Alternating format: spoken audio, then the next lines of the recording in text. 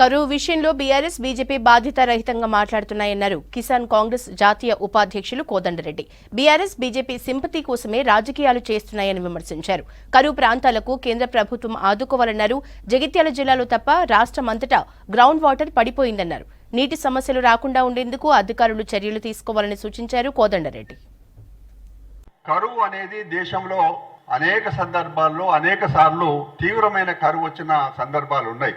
గతంలో కాంగ్రెస్ పార్టీ అధికారంలో ఉన్నప్పుడు కూడా కేంద్రంలో కాంగ్రెస్ పార్టీ అధికారంలో ఉన్నది, ఇక్కడ అక్కడ కాంగ్రెస్ అధికారం ఉన్నది. తీవ్రమైన కరువు వచ్చింది. పూర్తి వివరాలన్నీ కూడా కేంద్ర ప్రభుత్వానికి పంపించి మన్మోహన్ సింగ్ గారు ప్రధానమంత్రి గారిని అడిగి వెంటనే మన్మోహన్ సింగ్ గారు రాష్ట్రానికి కరువు తీవ్రతను నోట్ చేసుకొని వెంటనే ఆర్థిక సహాయం అందించిన దాఖలాలు ఉన్నాయి.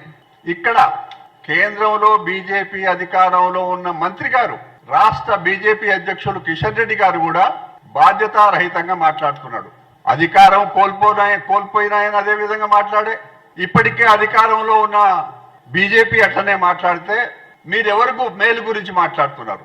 ఎవరిని మీరు ఆదుకోవడానికి బాధ్యతగా మీరు మీ ప్రయత్నం చేయాల్సింది పోయి బాధ్యతారహితంగా మాట్లాడుతున్నారు. కాబట్టే మేము అప్పటికే ముఖ్యమంత్రి గారు తాగునీటి విషయంలో ఇతర అంశాల విషయంలో అప్పటికే ఒక సమీక్ష కూడా జరిపి ఉన్నతాధికారులకు అనేకమైన ఆదేశాలు కూడా ఇవ్వడం జరిగింది.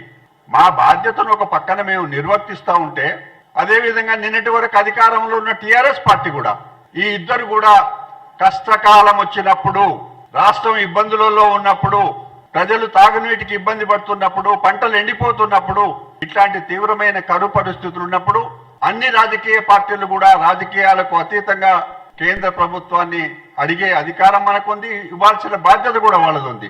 దాన్ని ఈ రెండు పార్టీ